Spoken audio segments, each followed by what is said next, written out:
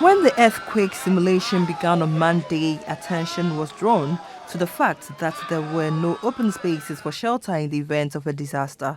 On Tuesday, the actual exercise took place at the canoe village of the Tema fishing harbour. The objective of the simulation exercise is to test the level of preparedness of the various emergency response agencies as well as the level of cooperation and collaboration between the same agencies.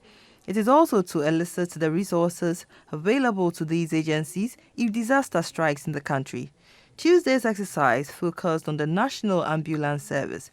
They demonstrated their skill in providing first aid and evacuation of casualties to health centers with the support of the police and the fire service personnel. When an earthquake strikes, the police are first to secure the place, followed by the fire service to decontaminate casualties from the spillage of hazardous materials, and then the emergency ambulance service comes in to evacuate the casualties or the victims for medical care. The Chief Executive of the National Ambulance Service, Professor Ahmed Nuhu Zakaria, spoke to GBC News. It's been excellent because if you see, one, it has tested the level of cooperation and collaboration between the various agencies. It has also tested the responsiveness of all the agencies. The police were there on time. They were able to secure the area. They were able to contain all the aggressive bystanders, and therefore the scene was safe. The fire service responded also timeously, and they were on point, and then they were also able to decontaminate the victims. And the ambulance service, as you observe, were there waiting to receive the casualties and attend to them. So all in all, the exercise was very successful.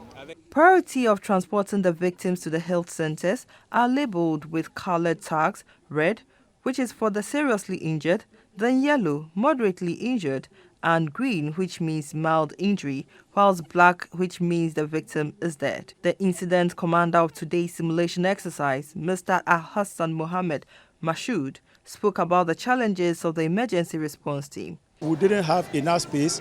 The other challenge is that we didn't know whether some of the people are actually fall into the water, the sea or not.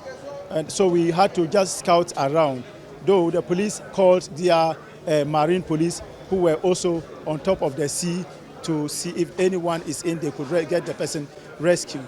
But we don't have an ambulance that could be on the water. So if they had someone that actually had life-threatening condition in deep seas that have been rescued by the marine police, we wouldn't be able to provide care.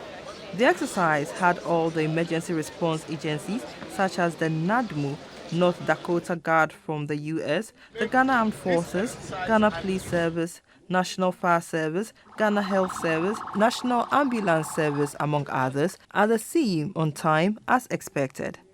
The next exercise will take place on Thursday at the Trade Fair Center at La in Accra.